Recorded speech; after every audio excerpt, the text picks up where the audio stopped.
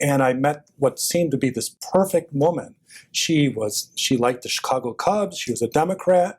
She lived in the suburbs. She had all the things that I thought were perfect that could be my soulmate, but there was no chemistry.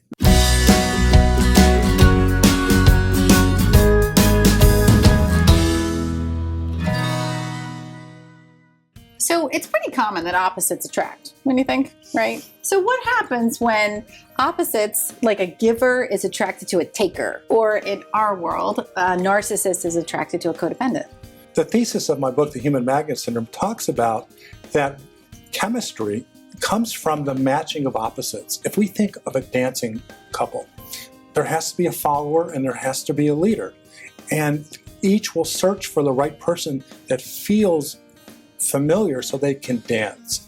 So the opposite, caretaker, the one that sacrifices their own need for love, respect, and care, always is going to feel comfortable with the person that needs all the love, respect, and care.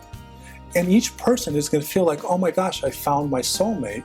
But really, they're gravitating towards someone who feels familiar, that makes them feel comfortable and safe in a relationship. They come together like magnets, human magnets.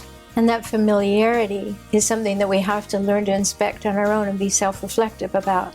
Because if someone feels familiar, it could be on one side or the other, right? Yeah. You really have to wake up to that, because in the early stages of relationship, it's about the evolutionary imperative, not looking at the behavior traits. Like we were in that daze of chemicals and joy and everything. So we're about reproducing and mating and all of that kind of thing. So we have to learn to step back and say, this feels familiar, but is it in a good way or not a good way? Which is why I believe in premarital counseling or pre-commitment counseling. I think that there is a really important point here. There's something that I call automatic intimacy that a lot of people participate in now. Everybody loves everybody, but it's very similar to having someone stand very close to you, and you have to step back to really see their features.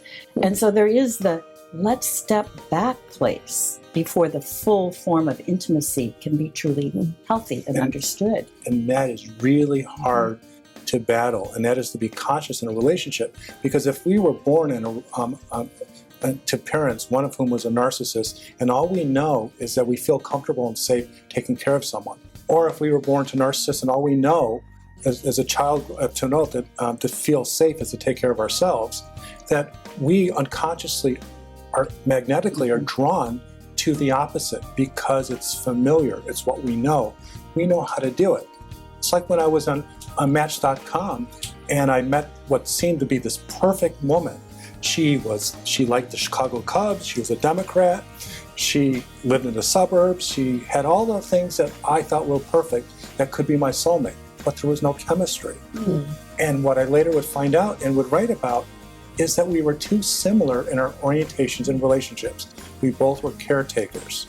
And that's the power of opposites on the unconscious attraction to each other.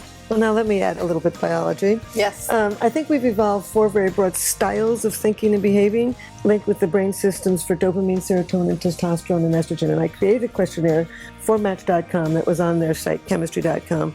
And that's been taken by 14 million people in 40 countries. And my express thing was, do opposites attract or does similarity attract?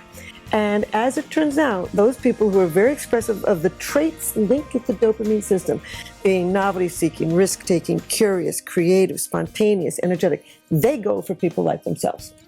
People who are very expressive of the serotonin system, they tend to be traditional, conventional, follow the rules, respect authority, need loyalty, meticulous, orderly. They go for people like self. Traditional goes for traditional, experimental goes for experimental. But the other 2 types, those expressive of the testosterone system traits and those expressive of the estrogen system, they go for their opposite. And I think that's actually what you're talking about. In the normal world, people who are very expressive of the testosterone system, analytical, logical, direct, decisive, tough-minded, and they go for, which can lead to the narcissism, and they go for the high estrogen, who are caretaking, people skills, verbal skills, intuitive, nurturing, and they could lead to the codependent. And so I have found that naturally the high testosterone and the estrogen go for their opposite. And that's, you can see where that could then escalate into the narcissist and the codependent. Interesting. I also think that codependence and narcissists can come, as you've said, from families that are narcissistically wounded, parents who are narcissistically wounded, and that we often are attracted unconsciously as creatures, our wild wisdom, to someone who has a similar wound. We know it, we feel it, and we feel they will never hurt us the way that they were hurt. And so I can trust him or her.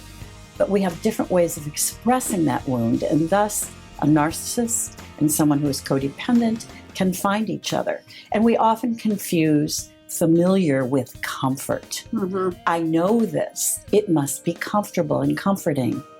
No, it ain't. So it sounds like it's sort of normal for some personality types to be attracted to their opposite and then not for others. And if you're in a relationship with someone that you're uncomfortable with, or you're worried that there's something that's not quite working, get another set of eyes on it. It'll probably help you figure it out.